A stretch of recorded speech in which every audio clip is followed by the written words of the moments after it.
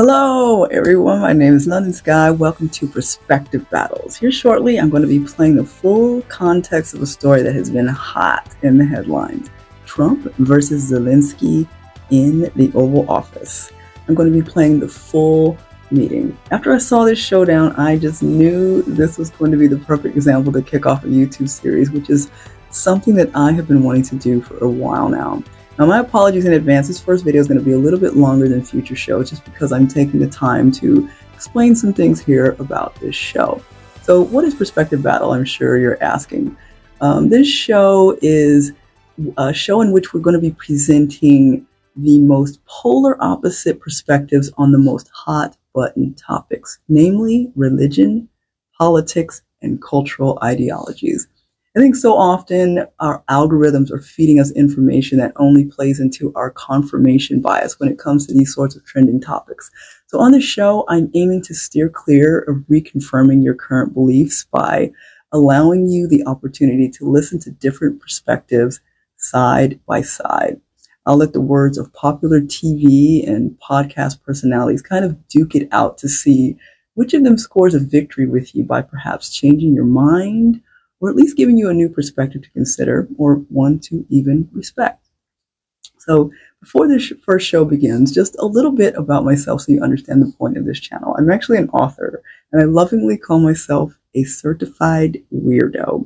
And one of the reasons for that is that I actually find myself oddly fascinated by the way that human brains work, especially when it comes to the way we form beliefs. I often question how we come to believe what we believe.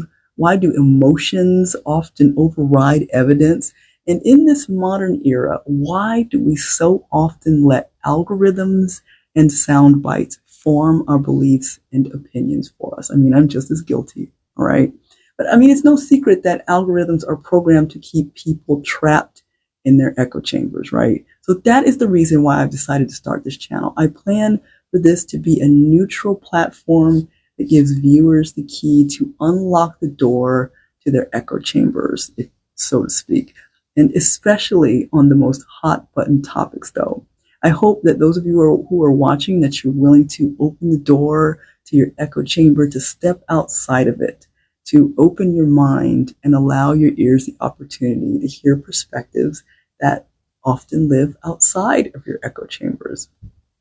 For me, I often find myself wondering, what is our hesitation in getting to know the full context of stories or situations before forming our opinions and beliefs? What is the harm or the fear in listening to unfamiliar opinions and perspectives? Is it our egos? Is it a fear of learning that you were wrong? I mean, at the very least, shouldn't there be an appreciation for having additional education on a subject? So those are the questions that I hope you're willing to ponder as you go about watching this episode and future episodes.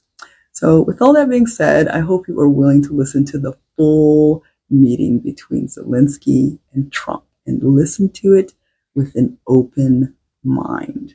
But I do have a curious question first.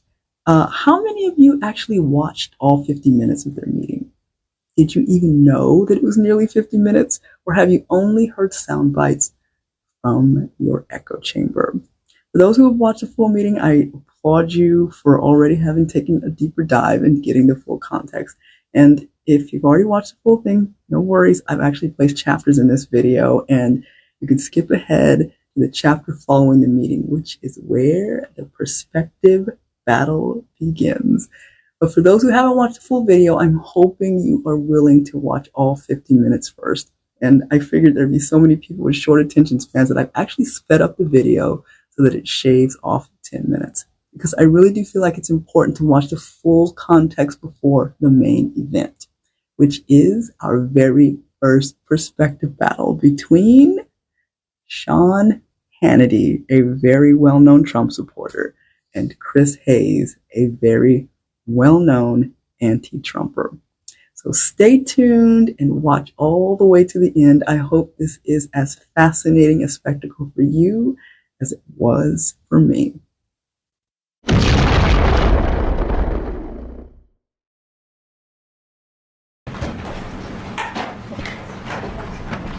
Thank you very much. It's an honor to have President Zelensky of Ukraine. And we've been working very hard, very close. So we've actually known each other for a long time. We've been dealing with each other for a long time and very well. We had a little negotiation spat, but that worked out great. I think for both countries, I think for the world, actually, beyond both countries. And we have something that is a very fair deal. And we look forward to getting in and digging and working and getting some of the rare earth. But it means we're going to be inside, and it's a big commitment from the United States, and we appreciate working with you very much. And we will continue to do that. We have had some very good discussions with Russia. I spoke with President Putin, and we're going to try and bring this to a close. It's something that you want and that he wants. We have to negotiate a deal, but we've started the confines of a deal, and I think something can happen. The big thing is the number of soldiers, mostly at this point, but soldiers being killed. We're losing thousands of soldiers. So on both sides, we're losing a lot of soldiers, and we want to see it stop, and we want to see the money get put to different kinds of use, like rebuilding, and we're going to be working very hard. But we've had a lot of very good conversations. I will say, until we came along, the Biden administration didn't speak to Russia whatsoever. They didn't speak to anybody. They just allowed this to continue. And I will say that, I'll say in front of you, you've heard me say it 1,000 times, if I were president, this war would have never happened. We would have had a deal negotiated for you without having to go through what you've gone through. But your soldiers have been unbelievably brave. We've given them great equipment, but somebody has to use the equipment. They've been unbelievably brave, and we give them great credit. This was supposed to be over very quickly, and here we are 3 years later. So I give tremendous credit to your generals and your soldiers and yourself, in the sense that it's been very hard fighting, very tough fighting. They're great fighters, and you have to be very proud of them from that standpoint. But now we want to get it over with.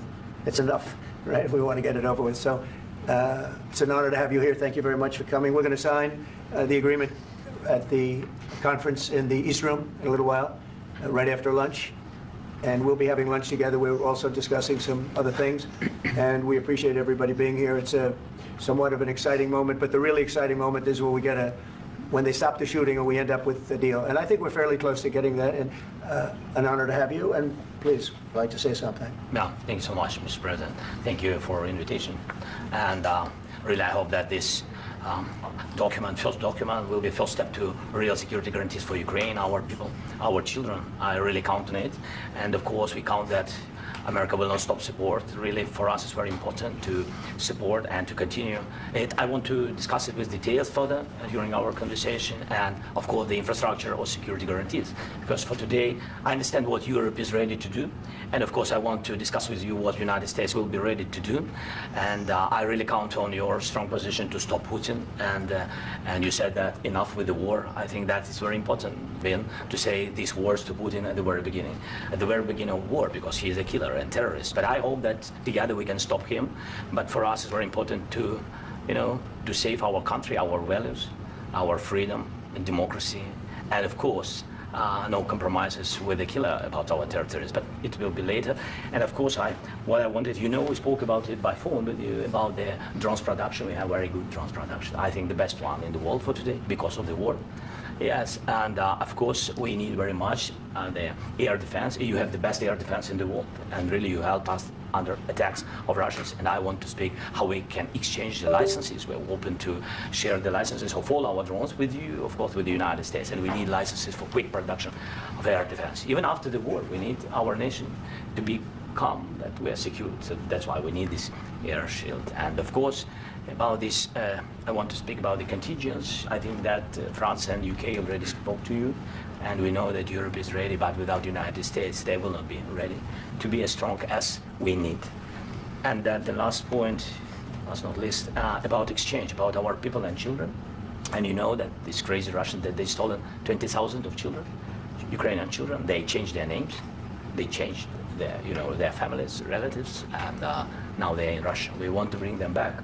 And really, it's a big dream, task and goal for me, and our warriors. By the way, Mr. President, we exchanged, released more than 4,000 warriors from Russian prison, but there are thousands more in the prison. I wanted to share with you some images, how it's, I've just Just can I know? Yeah, Have I? please. Some minute, 1 minute, 1 minute. I just you to understand in what circumstances, in what situation they are, and what the attitude of Russia to our prisoners.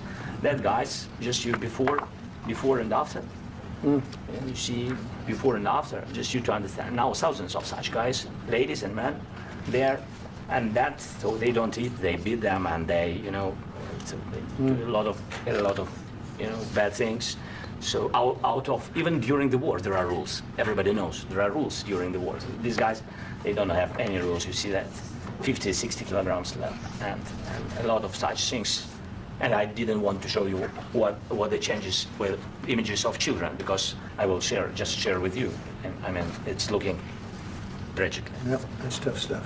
Yeah, I wanted very much to give you, and you see. Yeah. This is pastor, by the way. They stolen pastors because it's not Russian church. They stolen pastors and moved pastors to the prison. We, at the end of last year, we brought 3 pastors, and we could exchange them. And this is pastor, you see. Yeah, that's tough. Yeah. So I mean, this I wanted to show you, and this. So thank you very much. We want to get that ended, right? Yeah, of course. We And want. I think we will. And We have to, of course. do you have any questions, please? Thank you, Mr. President. With the, how much money is the U.S. going to put into the fund that is being created today, and how does this provide long-term security for Ukraine? Well, we don't know exactly how much, because we're going to be putting some money in a fund that we're going to get from the raw earth that we're going to be taking and sharing in terms of revenue. So it's going to be a lot of money will be made from the sale and from the use of raw earth. And as you know, our country doesn't have much raw earth. We have a lot of oil and gas, but we don't have a lot of the raw earth. And what we do have is protected by the environmentalists, but that could be unprotected. But still, it's not very much. They have among the best in the world in terms of raw earth. So we're going to be using that, using it for all of the things we do, including AI and including weapons and the military, and it's really going to very much satisfy our needs. So it's something that just worked out really well. We have a lot of oil, we have a lot of gas, we have a lot, but we don't have raw earth. So this has just about every component of the raw earth that we need for computers, for all of the things we do. This puts us in great shape. And long-term security for Ukraine, how does this provide? I think they're going to have great luck. I think once we make the agreement, that's going to be 95% of it. They're not going to go back to fighting. I've spoken with President Putin, and I feel very strong. I've known him for a long time, and I feel very strongly that they're very serious about it, and we'll make a deal. And when the deal is made, I don't think, we talk about security. Everyone's talking about the other day, all they talked about was security. I said, let me make the deal first. I have to make the deal first. I don't worry about security right now. We have to have a deal, because right now, last week, 2,000 soldiers died on both sides. 2,000. And they're losing 1,000, 2,000, 3,000 a week. So as we sit here and we talk, people are getting shot and dying on the battlefield. And you know, they're not American soldiers, but they're Russian soldiers and they're Ukrainian soldiers, and we want to be able to stop it. And we want to be able also to spend money on other things. We don't want to, this is a tremendous amount of money, and what the Biden administration did was terrible. They were giving money, but he had no security on the money. Europe, as you know, gave much less money, but they had security. It was in the form of a loan. They get their money back, and we didn't. And now, at least we're protected, because the American taxpayer has to be protected too. But this is an incredible agreement for Ukraine, because we have a big investment in their country now, and what they have, very few people have. And we're able to really go forward with very, very high-tech things and many other things, including weaponry that we're going to use in many locations, but that we need for our country. This allows us to do that. I'm sorry. Yes, go ahead, please. If I can just yes. In the document, there is one of the very important points. If we speak about business and investment, we never had LNG terminals in Ukraine. This document will open. I mean, the next documents, but anyway, here we see in the framework, we see a really good will for this. LNG terminals for us is very important, and I think for security of European continent. We have the biggest storage, gas storage. We have the biggest in Europe. Yes, and we can use it. Use it for LNG. Use it for LNG, and we will do it. And really, we can help Europe, because Europe really helped. President Trump said that they made less support, but they are our friends and they are our very supportive partners. They really gave a lot, Mr. President. They did. They gave a lot, but they gave much less. No. Much less. No. No. Don't argue with me. No. Okay. Okay. Yeah, please. Mr. President Trump, you have repeatedly called the deal with Ukraine as a historical one. And as a president of the United States, you make historical decisions in other issues which affect America and other world. So what place in the world history do you want to take? And do you associate yourself with any famous historical figures? Yeah, I'd say George Washington, Abraham Lincoln. I would say I'm far superior to George Washington and Abraham Lincoln. Now, you know I'm only kidding, right? Because when I say that, the fake news is going to go wild. They're going to say he considers himself to be better than Washington. But you never know. You never know. I don't compare myself to anybody. I'm here to do a job. We've had a great 35 days or whatever it might be, a month, a little more than a month. We've accomplished tremendous amounts. Not only this would be a very great achievement if we could get the war stopped and get them back to normalization. I think that's going to happen. We've had very good talks on both sides, as you know, but I think we've done a very good job, just generally. If you look at all of the things we've done in 30 days, they're saying there's never been a opening for a president. The first month, there's never been a first month like we've had. And this is one of the very important things. This, to me, is one of the most important things because we have tremendous death taking place as we speak, and I don't want to have that. You know, think of the parents, whether they're in Russia or Ukraine, think of the parents of all these people being killed needlessly. They came to our territory. Should have never started. This would have, if I were president, this would have never started. Mr. President, will you continue sending military aid to Ukraine after the U.S. signs this agreement with Ukraine? Yeah, we're the going to question continue. to President Zelensky: do you feel like the U.S. is on your side? That the President Trump is on your side at this moment?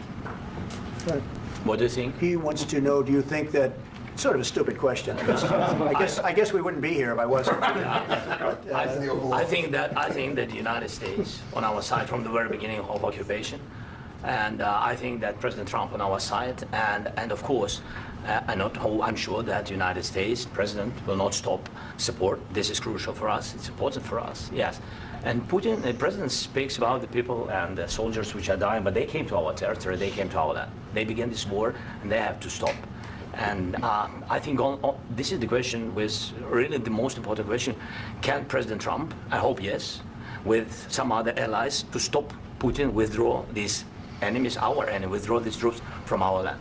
And I think that you asked about the history, I think that if President, or when, he will stop Putin, if President Trump will bring peace to our country, I think he will be on this wall at the time. We've had very, very good talks. President Zelensky just said that there will be no compromises with Vladimir Putin. I just wanted to ask both of you, firstly, are there compromises that you think that President Zelensky is going to have to make? And President Zelensky, is there anything that you might be thinking that you may be able to offer or bring to the table, for example, elections? Thank you. I think you're going to have to always make compromises. You can't do any deals without compromises. So certainly he's going to have to make some compromises, but hopefully they won't be as big as some people think you're going to have to make. That's all. That's all we can do. I'm here as an arbitrator, as a mediator to a certain extent between two parties that have been very hostile. To put it mildly, they've been very hostile. There's been a vicious war. There's been a vicious war. You know, it's a very level battlefield, and those bullets go out, and as I've said many times, we were talking about it with Pete, many times the only thing stopping those bullets is a human body. And in the case we're talking about, generally young human bodies are stopping a lot of bullets. It's dead level. That's why it's great farmland. It's great land. It's great farmland, but there's very little protection against the bullets that are being, and other things that are being shot. So all I can do is see if I can get everybody at the table and get an agreement. And I think we're going to end up with an agreement. Otherwise, I wouldn't probably be even here today. Mr. President, I've got two questions for you. You think ultimately your legacy will be the peacemaker and not the president that led this country into another war and ended foreign wars? And then I've got a question. I hope it will. I mean, I hope I'm going to be remembered as a peacemaker. This would be a great thing if we could do this. I'm doing this to save lives more than anything else. Second is to save a lot of money, but I consider that to be far less important. So I hope I'm going to, thank you, Brian, for that question. It was a nice question. I hope I'll be known and recognized as a peacemaker. This would be a great thing to solve. This is a very dangerous situation. You know, this could lead to a third world war. This was headed in the wrong direction. If this election were lost, and we didn't win this election, and by the way, we won it by a lot. That was a mandate. We won every swing state. We won the popular vote by millions and millions of votes. We won everything. The districts, you look at the areas of red, take a look at a map. This was a big mandate, and this was one of the things. I said, we're going to get this thing settled. If we didn't win, I think this would have this could have very well ended up in a third world war, and that would not have been a good situation. What was your second And question? my second question for President Zelensky, why don't you wear a suit? You're at the highest, why don't you wear a suit? You're at the highest level in this country's office, and you refuse to wear a suit. Just want to see if you, do you own a suit? Yeah, problems. A lot of Americans have problems with you not Really? respecting I the don't have dignity of this such- office. I will wear a costume after this war will finish. Okay. Yes, maybe one. Maybe something like this. something like Yes, yours. sir. Yes. That'd be great. Maybe something better. I don't know. We will see. Maybe something cheaper than. Yeah. Thank you. Thank you. President Trump. Thank you, President Trump. You said yesterday that you. Are you going to send more arms to Ukraine in case there's no peace? Yeah, we're going to have arms to Ukraine, yeah, sure. Hopefully I won't have to send very much, because hopefully we're going to have it finished. We're looking forward to finishing this quickly. We're not looking forward to sending a lot of arms. We're looking forward to getting the war finished so we can do other things. But we very much appreciate the agreement, because we needed what they had, and we're treating, our country is now treated fairly. Biden didn't do that. He didn't know what the hell he was doing. This should have never happened. This should have never started. But, sure, the answer is yes, but hopefully we won't have to send much, because I'm looking forward to getting it done quickly, very quickly. Does that mean you'll provide security guarantees, Mr. President? I don't want to talk about security yet, because I want to get the deal done. You fall into the same trap like everybody else. A million times you say it over and over. I want to get the deal done. Security is so easy. That's about 2% of the problem. I'm not worried about security. I'm worried about getting the deal done. The security is the easy part. Security is very nice. Everybody stopped shooting. And now will Europe put people there? I know France is going to. I know the UK is going to. I know other countries are going to, and they happen to be right next door. We haven't committed, but we could conceivably. We have security in a different form. We'll have workers there digging, taking the raw earth so that we can create a lot of great product in this country. So in that sense, you have something, but we haven't determined that yet. I will say, in speaking to France and in speaking to, and they were here, as you know, last week and just the other day, they have committed to a lot of security. I don't think you're going to need much security. I think once this deal gets done, it's over. Russia's not going to want to go back, and nobody's going to want to go back. When this deal ends, I really believe this deal is going to be over. Yeah, please go ahead. Go ahead. Thank you so Mr. President, thank you. You had U.S. Macron and Keir Starmer at the White House this past week, both of whom praised your courage and conviction to lead the pathway towards peace. Yes. Part of that involved, though, re-engaging Russia in diplomatic relations, something that previous leaders lacked the conviction to do so. What gave you the moral courage and conviction to step forward and lead that? Well, I love this guy. Who are you with? One American news, sir. Well, that's why I like him. One American News does a great job. I like the question.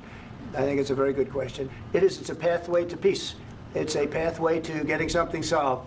And I feel that as the head of this country, I have an obligation to do that. Plus, we're very much involved. We got involved. It's too bad we got involved, because there should have been no involvement, because there should have been no war. And there shouldn't have been October 7th. That would have never happened. As you know, Iran was broke. They had no money to give to Hezbollah. They had no money to give to Hamas. They were stone cold broke. And then under Biden, they became rich as hell. They went from no money to $300 billion in a period of 4 years. And they gave a lot of that money away, and you see what happened. And that's a real mess also that we hope to be able to solve. But no, I appreciate your question very much. I feel I have an obligation to try and do something to stop the death. If I can answer. Yes, if I can answer. Sorry. Please. And I do like your clothing, by the way. Yeah, really? Even though I think he's a great guy, by the way. And I don't know if you two like each other, but you know what? I think he's dressed. I like this guy. I think he's dressed beautifully. So I have more serious things than answer on such Yeah, questions. sure, that's I will okay. answer on more serious That's a good questions if I statement. can. That's good. Yeah. So please, about security guarantees and about just ceasefire. We can't just speak about ceasefire and speak. It will not work. Just ceasefire will never work, because I'm like a president. I have this experience, and not only me. Ukraine before my presidency from the 2014, Putin broken 25 times. 25 times he broken his own signature. 25 times he broken ceasefire. But he never broke to me. He never broke to me. No, you were the president. He You were never the broke- president. he During, never broke to me. In 2016, you've been the president, Mr. President. You've been the president, but he had, of course, not with you, but he had during those periods, he had conversations with our side. And we had Normandy format, the France, Germany, Ukraine, and Russia. And he broken 25 times. That's why we will never accept just ceasefire. It will not work without security guarantees.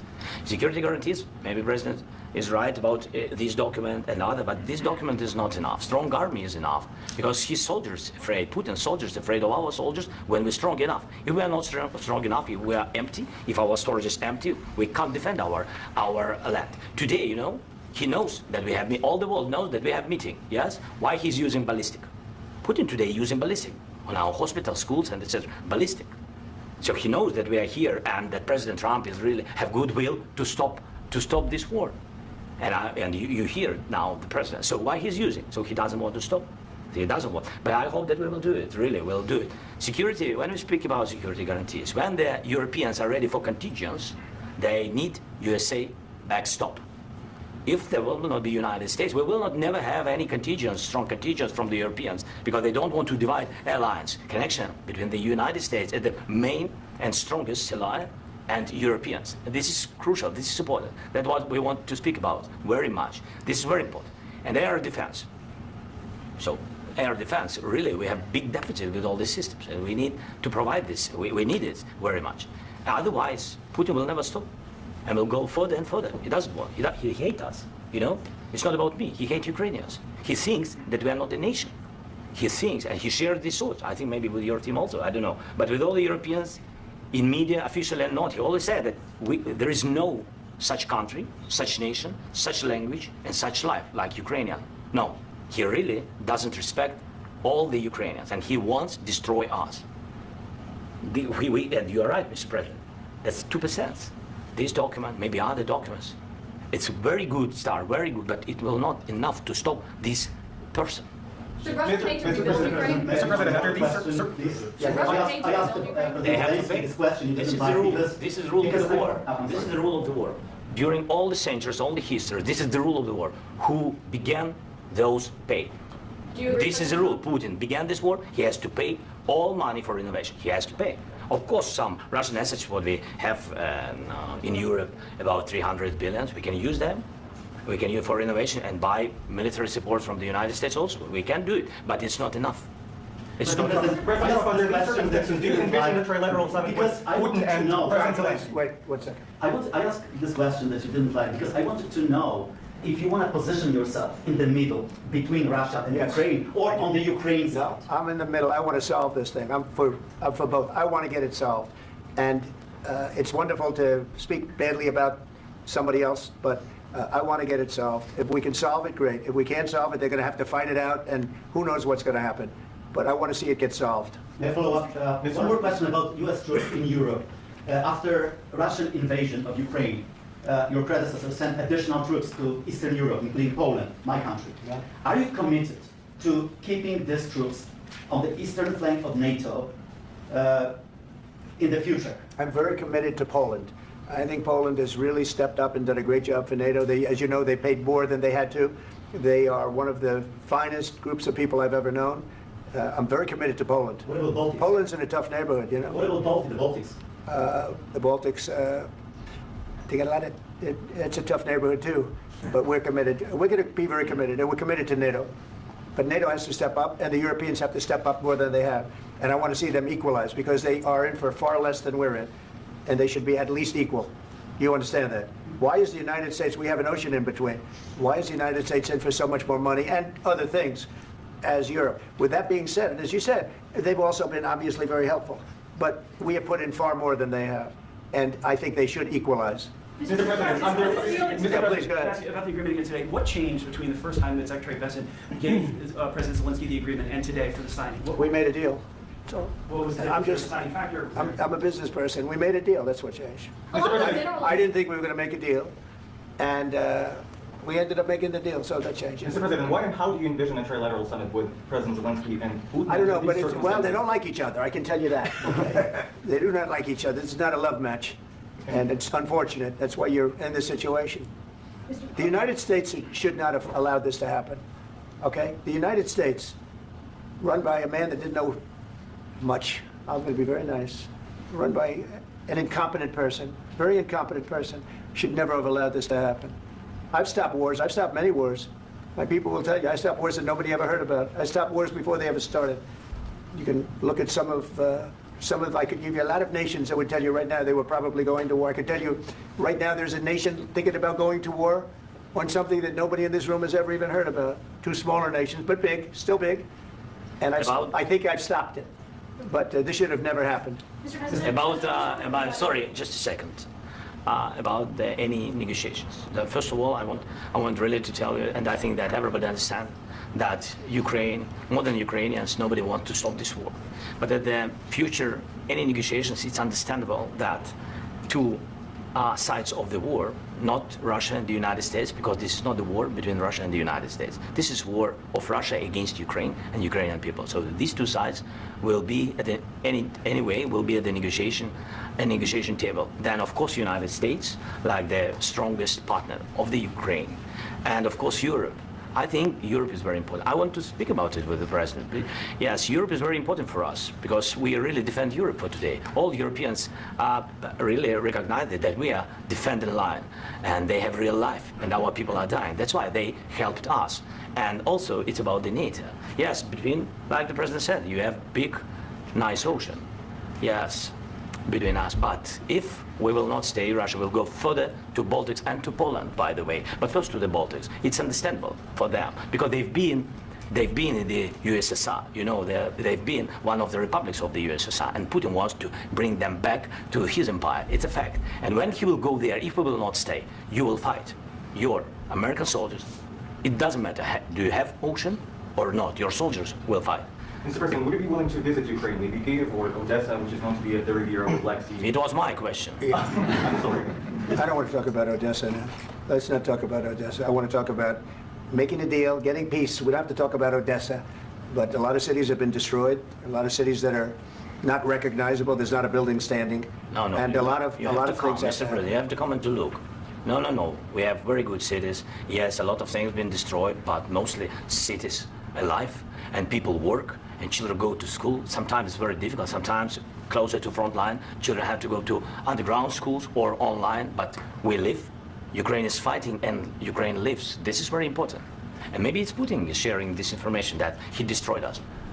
No, he lost 700,000 people, 700,000 soldiers. He lost everything. Yes. So, Mr. President, one more. I mentioned Poland. Please, go ahead. When did you last speak with President Putin, and what did he say that? A couple of days ago. And what did he tell you that gave you the assurance that he wanted peace? Well, that's what I do. My whole life is deals. I know pretty good. And I've known him for a long time. I've dealt with him for a long time. He had to suffer through the Russia hoax. You know, Russia was a hoax. It was all Biden. It was nothing to do with him. So he had to suffer through that, and he was able to do that. I think that he wants to make a deal, and he'd like to see it end. That's all I do. That's what I do. My whole life, that's what I do, is make deals. And I'm in the middle of a mess, because this is a real mess. It's a very dangerous one. If this doesn't get solved now, it's not going to get solved for a long time. So I hope we're going to get it solved. In the back, please. Thank you, Mr. President. Prime Minister Starmer claimed repeatedly that his government believes in free speech and was not engaged in censorship. But his country's government arrests people for memes and thought crimes, and even more worrisome is pressuring American companies to censor Americans on his behalf.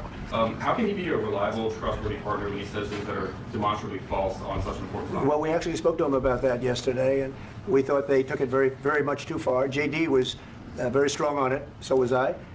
So was Marco, and we've been speaking to him about it. Marco, would you like to say something about that? Yeah, we have concerns, obviously, with the conduct of, particularly as it impacts Americans. And there's real concern that American speech, which is online, could fall into the hands of British or any country's jurisdiction. And so this is a point the Vice President made at Munich, and I think it's a very compelling one, that what unites us with Europe, as much as anything else, is these shared values, and one of them being free speech. And so if Americans are threatened by it, we're going to need to take action in that regard. Mr. President. It's actually a very important question. We spoke about this in detail with the Prime Minister, the Foreign Secretary, and others at lunch yesterday, and I know that Secretary of Commerce Lutnick followed up in private meetings last night. This is really important. We believe Americans have the right to speak their mind, even if we in this room disagree with them. They have the right to speak their mind in the public square, which is often online these days, and we're going to defend that right as it pertains to American companies and American citizens vigorously if we have to. I do think that under the President's leadership, we're going to find common ground with our friends in the UK on this question, but it remains to be seen. The principle that will guide us is we believe in free speech in this country, and we'll fight for it for American citizens. Mr. President, on the deal, is there another oil and gas component to the deal? Is it all critical? A little bit. We'll see. On LNG? But we're not really looking for that so much. We get a lot. We have more than anybody in the world, by far. So no, we're not talking about it too much, but a little bit. I think it affects also, but for the most part, no. And sir, is there any agreement from Ukraine to purchase U.S. LNG? as part of the deal, or is No. that on the table at all? No, Some of those- we don't need that. Some of those Mr. President, I minerals just are in wanted the to ask you Mr. about, President. you just mentioned that you'd spoken to Vladimir Putin a couple of days ago. Just to be clear, that's a new call, not the one that you... I've spoken to him on numerous occasions. Okay. And how was the latest call? What did you discuss? How did it go? Are you serious with that question? I am, I'd love to know. It went well. I think we're going to have a deal. On the minerals deal, Mr. President, some of those minerals are in the east of Ukraine, not far from the front lines and in areas that Russia has occupied. Will you direct President Putin to withdraw his forces from those areas if there's U.S. interest? Well, we'll take a look at the time. We have a lot of area. It's a very big area we're talking about, so we'll take a look. I'll study that and I'll see. And who would protect those minerals if they are U.S. interests? Would that be Ukrainian They'll be forces? protected. The European agreement will forces? protect them. US The forces? agreement, yeah, we're signing an agreement. Right, but what if Russia tries to invade or there's Russian aggression in those spots? I just told you, I don't think that's going to happen. And if that were going to happen, I wouldn't make a deal. If I thought that was going to happen, I wouldn't make a deal. Some people may wonder You why. know, they ought to focus on CNN on survival, not asking me these ridiculous Why questions. the confidence that people won't Focus on surviving, because CNN's got such low ratings. I don't think they're going to survive. Let's go. Please, go. I already mentioned Poland. Poland was under Russian control for decades after the Second World War. When I was a kid, I looked at the United States not only as a most powerful country, richest country in the world, the country that has great music, great movies, great muscle cars, but also as a force for good. And now I'm talking with my friends in Poland, and they are worried that you align yourself too much with Putin. What's your message for them? Well, if I didn't align myself with both of them, you'd never have a deal.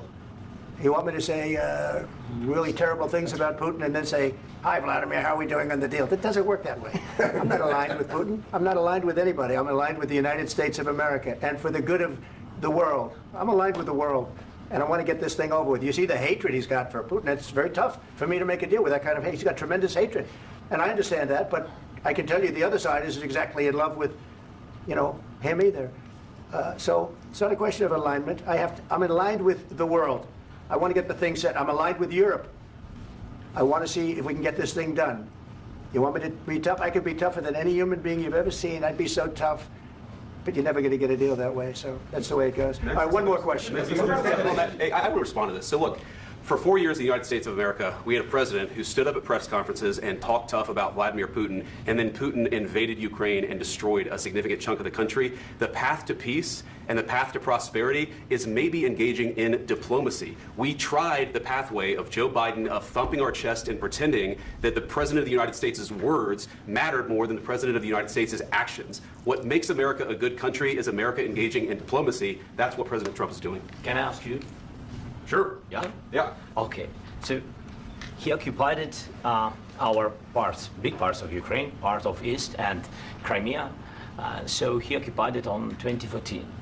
So during a lot of years, so I'm not speaking about just Biden, but those time was Obama, then President Obama, then President Trump, then President Biden, now President Trump, and God bless, now President Trump will stop him. But during 2014, nobody stopped him. He just occupied and took. He killed people. You know what the contact 2015. 2014. 2014 and 2014. Yeah. So I he was not here. Yeah, but That's exactly right. Yes, but during 2014 till 2022, what the situation the same. That people have been dying on the contact line. Nobody stopped him. You know that we had conversations with him, a lot of conversations, my bilateral conversation, and we signed with him. Me, like a new president in 2019, I signed with him the deal. I signed with him, Macron and Merkel. We signed ceasefire. Ceasefire. All of them told me that he will never go. We signed him with gas contract. Gas contract. Yes, but after that, he broken the ceasefire. He killed our people, and he didn't exchange prisoners. We signed the exchange of prisoners, but he didn't do it.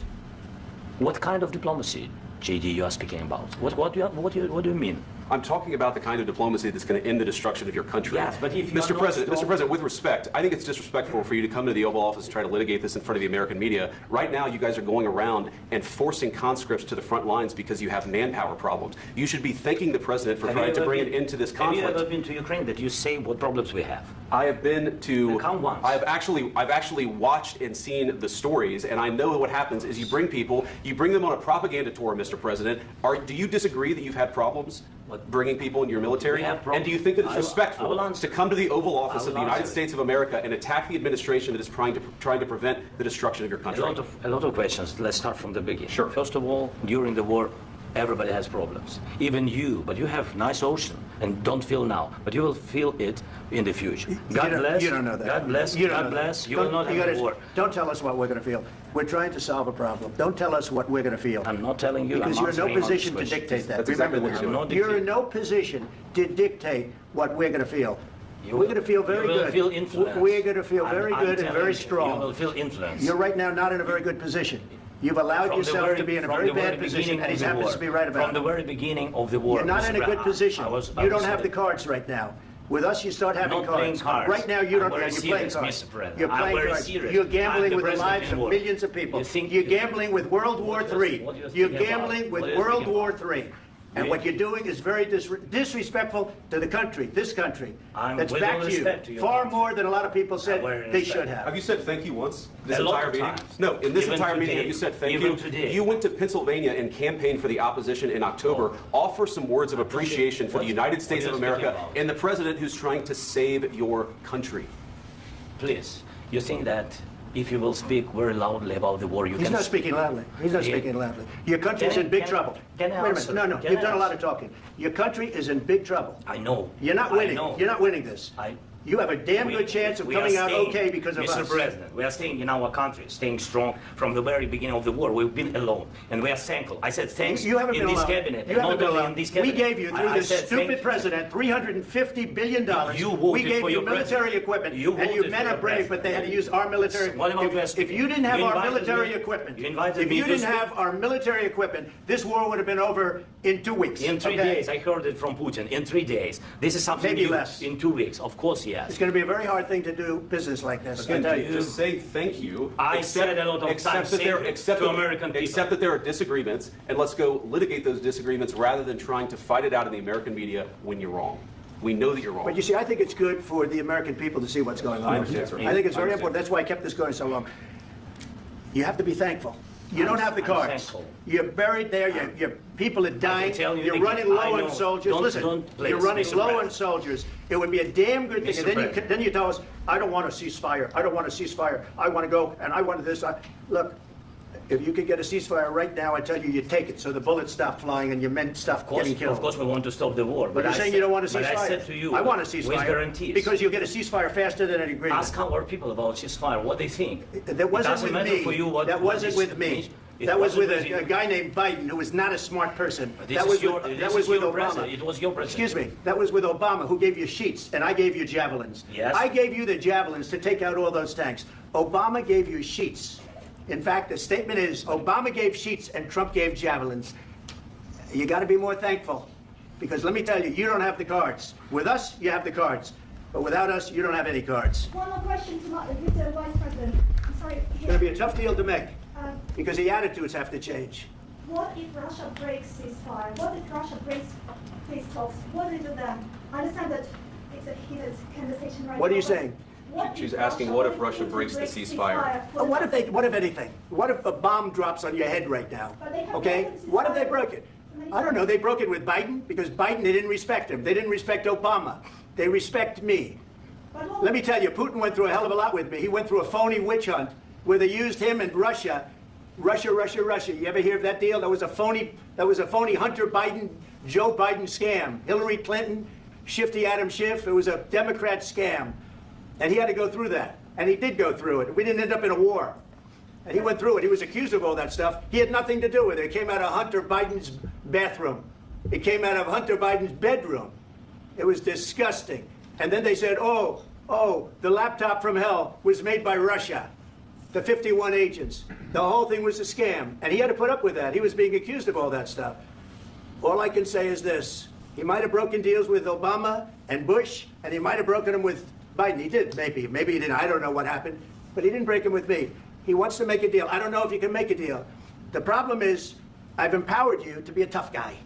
And I don't think you'd be a tough guy without the United States. And your people are very brave. But you're either going to make a deal or we're out. And if we're out, you'll fight it out. I don't think it's going to be pretty, but you'll fight it out. But you don't have the cards. But once we sign that deal, you're in a much better position. But you're not acting at all thankful. And that's not a nice thing. I'll be honest, that's not a nice thing.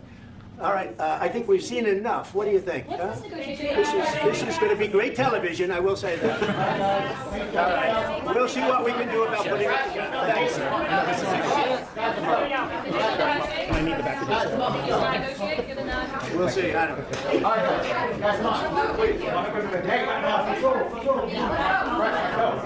Guys, come on, let's move, please. Before I play the full clips from different media outlets, I'm hoping you'll take the following questions into consideration. Number one, what was the title or the headline of the video before or during the time that the person is speaking? Number two, is it presenting negative or positive information about the situation before you even get to hear the full story? Number three, did they omit information or extract information that bolsters or justifies the perspectives that are often associated with their tribe's typical ideologies?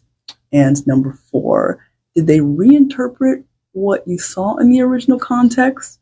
And lastly, did they re-edit or spin things in a way that conflicts with the full context? So as you go about watching these sound bites, I hope that you will be considering those questions.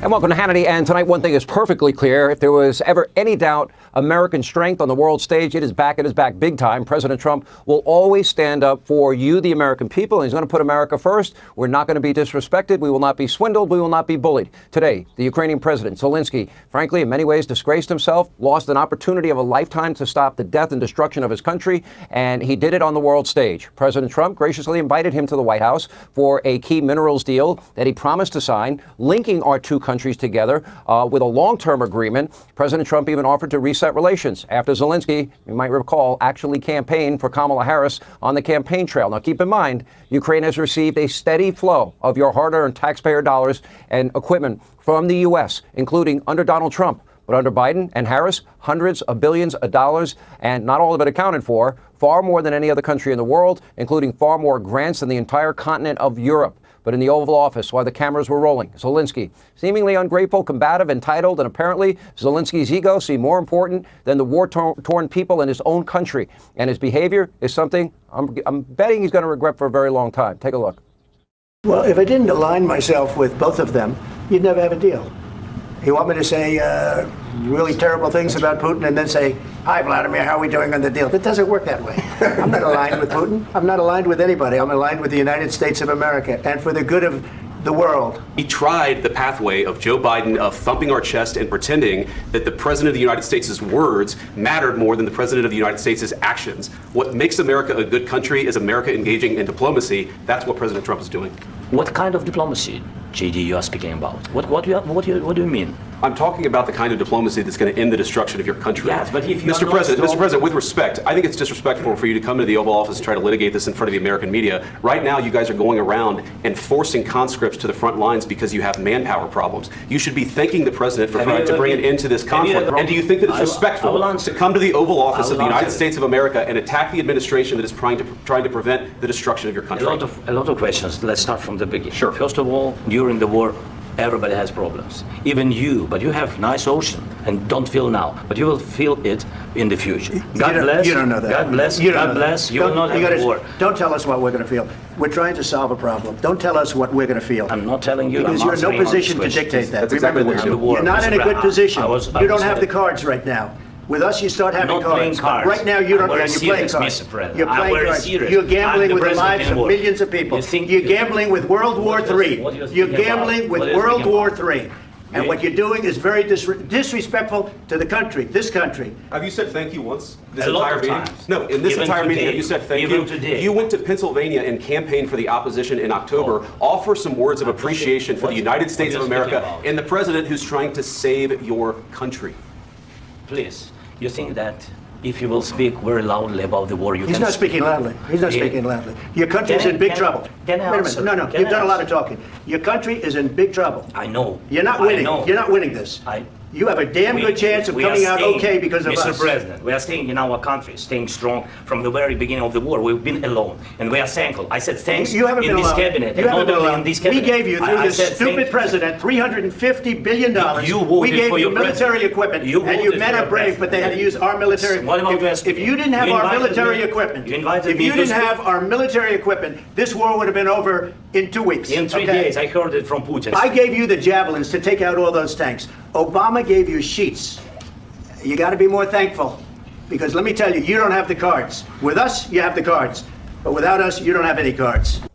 Given a chance today, he had a chance to sign a mineral deal that would lead to a very strong relationship with the U.S. After that, hopefully a ceasefire, then a negotiated settlement that would have been in the Ukrainian people's best interest and should have been the president of Ukraine's goal. Instead, too much arrogance, the president of Ukraine seemingly ungrateful for the hundreds of billions of U.S. tax dollars used to fund this war. Coming in, he wanted to dictate to the U.S. how he wants the more aid to come in further, how President Trump should take his side, which would only drag all of this out, and that would mean more death, more destruction, and a risk to the entire continent of Europe. As a result, Ukraine's president was then booted out of the White House by the National Security Advisor Michael Waltz and Secretary of State Marco Rubio. Ukraine's ambassador to the U.S. held her head in shame. Lunch was canceled. A joint press conference also canceled. The signing of the minerals deal is off the table for now. The State Department has even already terminated funding for Ukraine's energy grid restoration, and President Trump instructed Zelensky to come back when he's ready for peace. And by the way, if there is a next time, you might want to put on that suit. It is the White House. Take a look. Why don't you wear a suit? Why don't you wear a suit? You're the highest level in this country's office, and you refuse to wear a suit. Just want to see if you do own a suit. You have problems. A lot of Americans have problems with you not Really? respecting I don't the have people's such. office. I will wear a costume after this war will finish. Okay. Yes, maybe. One, Maybe something like this. something like Yes, yours. sir. Yes. That'd be great. Maybe something better. I don't know. We will see. Maybe something cheaper. Than yeah. Thank you. Thank you. President.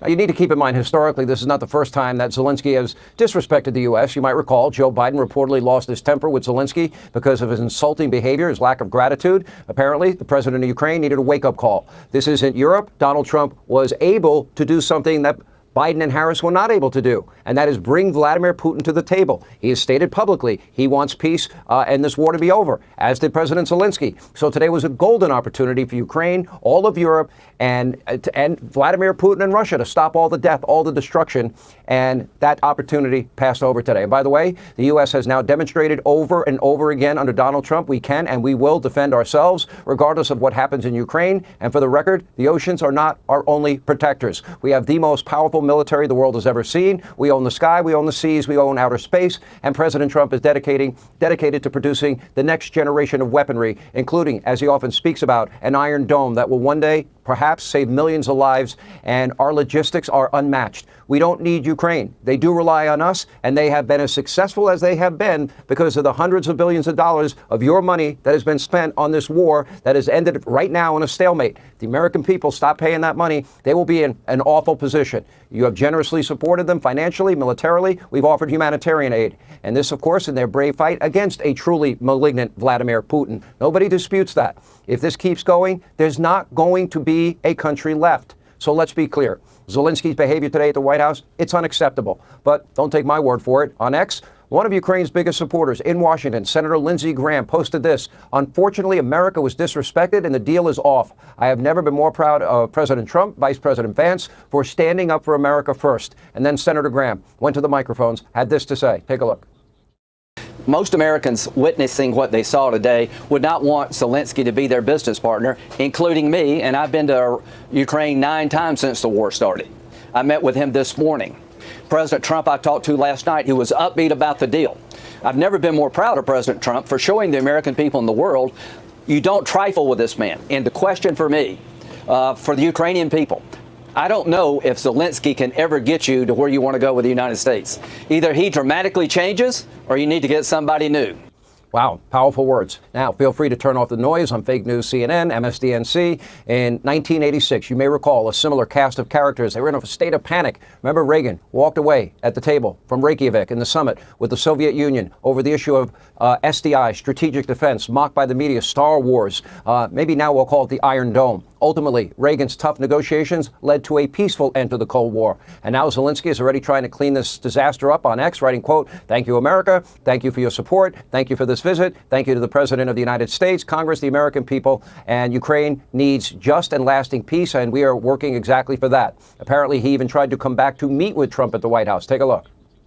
I want anybody that's going to make peace.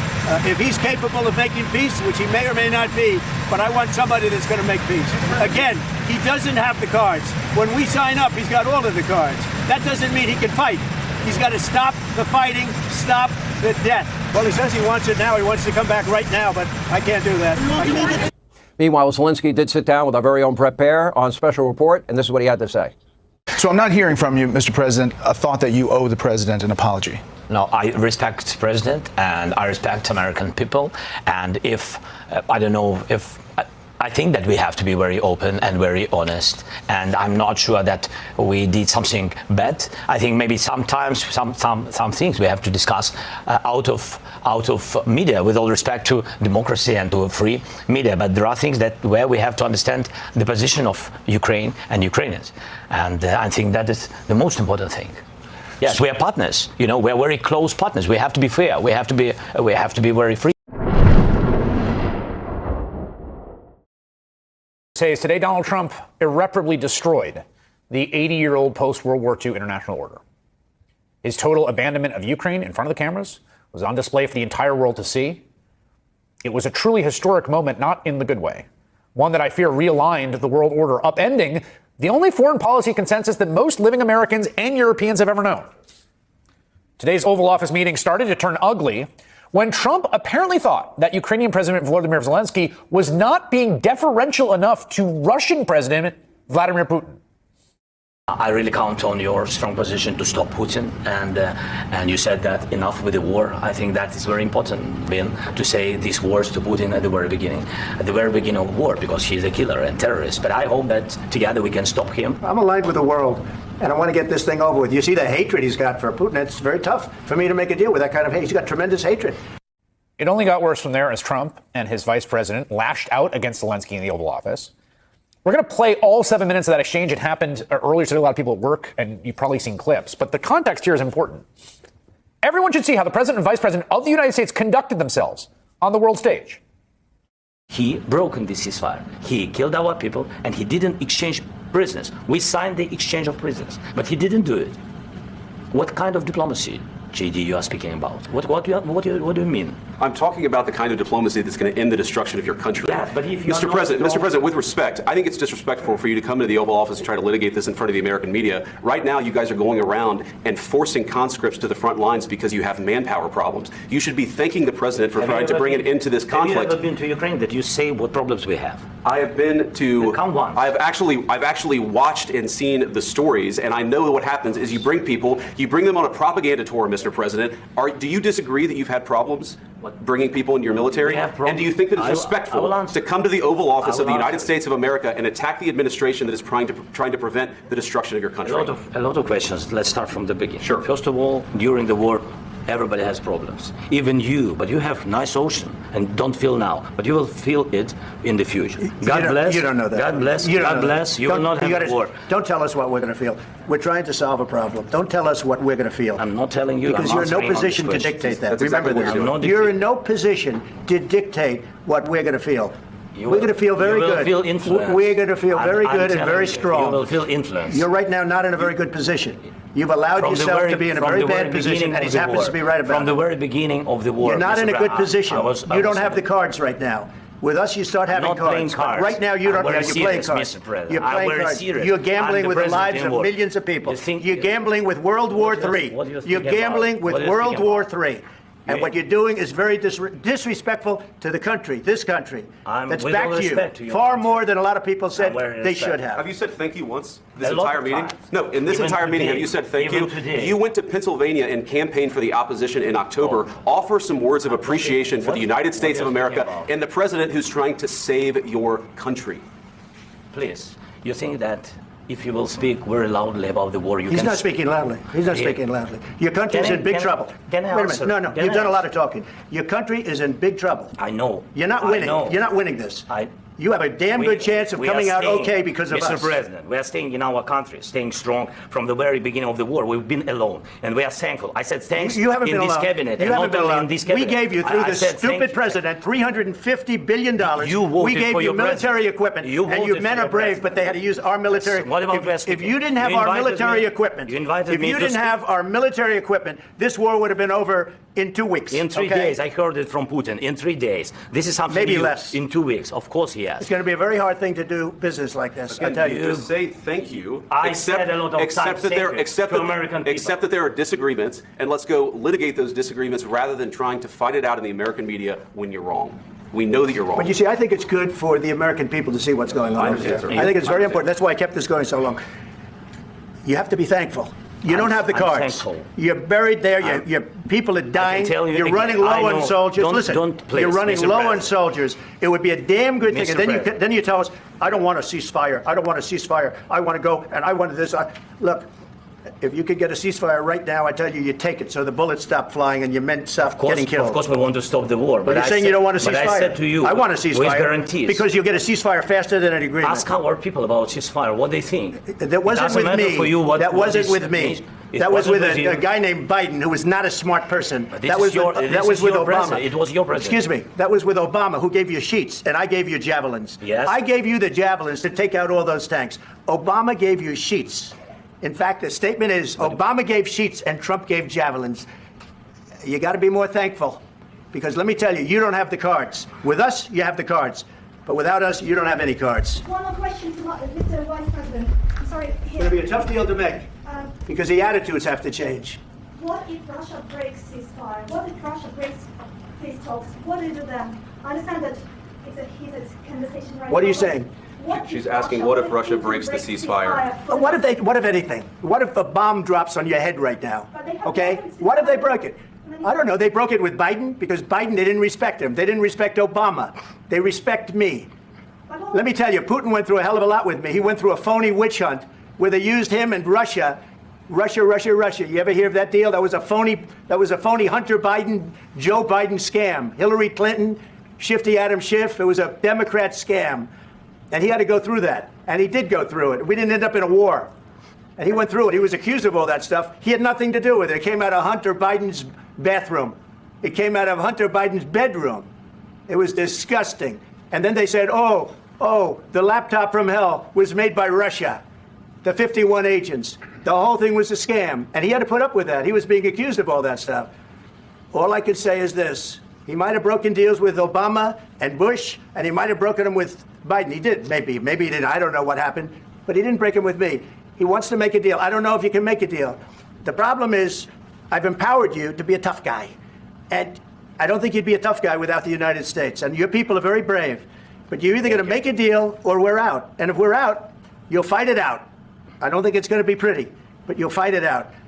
But you don't have the cards. But once we sign that deal, you're in a much better position. But you're not acting at all thankful. And that's not a nice thing. I'll be honest, that's not a nice thing. All right, I think we've seen enough. What do you think? Huh?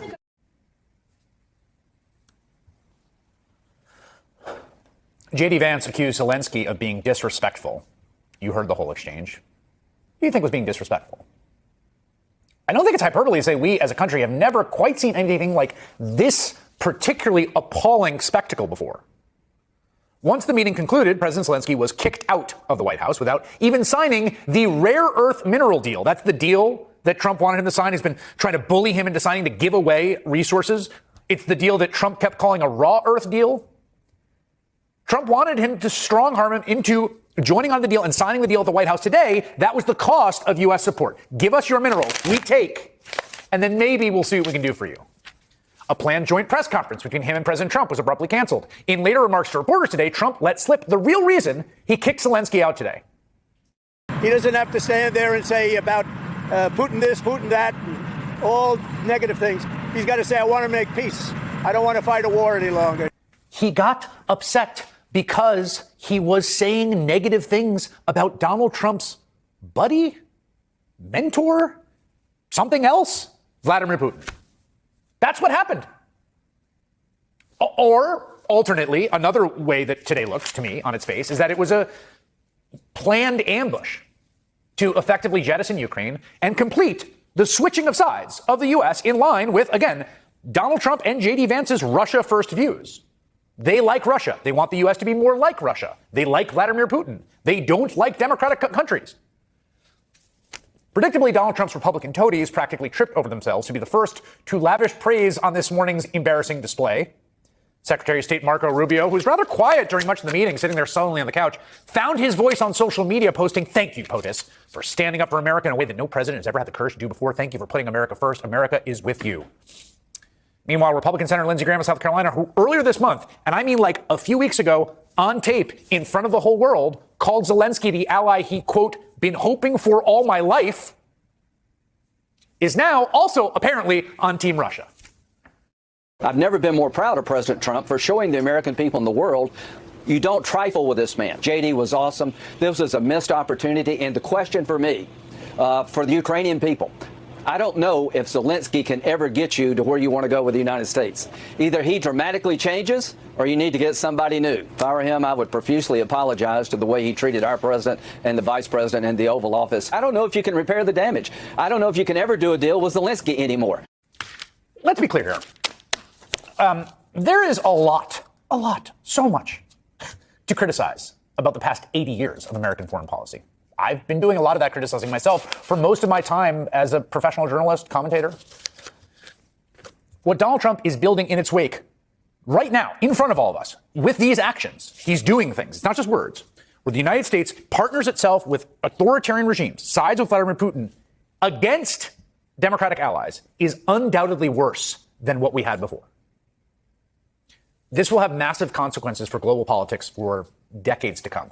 The American-European alliance is effectively over. The North Star of the post-war order, where the United States' strongest alliances are with fellow democracies over authoritarian regimes, has ended. 80 years of diplomacy, born of ashes and 35 million dead, undone by one and a half men today. I think it makes America weaker, definitely. More vulnerable. It is going to make the world more dangerous as a result, no question. We're already seeing our European allies scramble to fill the void. Leaders from France and Ireland, Latvia, Lithuania, Netherlands, Norway, Poland, Portugal, Spain, and Sweden, among others, immediately issued strong statements of support for the Ukrainian people who were invaded and have been shot at and getting killed by Russian soldiers. It appears they, too, are waking up to the stark reality that America, under Donald Trump, will no longer be a leader on the world stage. So there you have it. The first episode of Perspective Battle is in the bag. I would absolutely love for you to comment down below if you learned something new. Was there an angle you hadn't considered? Did it move the needle one way or the other for you? What are your thoughts? Before you write down your comments, I'm hoping that you will be willing to pay very close attention to the voice in your head that might be scrambling to find reasons to side with your pre-chosen tribe or your preconceived notions.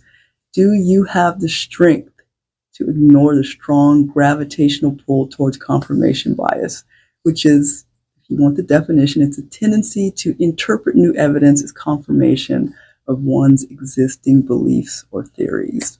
So were you able to ignore that strong urge and form a different opinion based solely on all the evidence presented? I'm very curious. I'll be picking out my favorite comments from people who are vulnerable enough to confess that they had a perspective shift, or even the people who say that it was hard to overcome their confirmation bias. Or perhaps you have great evidence-based reasons to maintain your current opinion. I welcome those comments too. So I'll be sharing the most unique and thought-filled comments here and in my Facebook group, which you can join by clicking the link in the description below. So if you enjoy these sort of mental exercises and discussions, please like and subscribe and share this YouTube channel. It really, really helps me to grow and to reach more open minds. So click the link in the description below, join the Facebook page for more in-depth discussions. And lastly, please consider purchasing merch from my store. $2 from every order is going to go to Feeding America. Just a little insight about me as a kid. I had drug-addicted parents, and there were many days when food from homeless shelters was the only meal that I got. So considering the current cutbacks in the government and jobs and the cutbacks on job assistance program, I would really love it if we could help our fellow vulnerable Americans with one of the most basic life necessities. My lofty goal is to donate over $1 million to Feeding America. So I'll be keeping a tally every week. Thanks for watching, everyone. Until next time, keep your echo chamber closed and your mind wide open.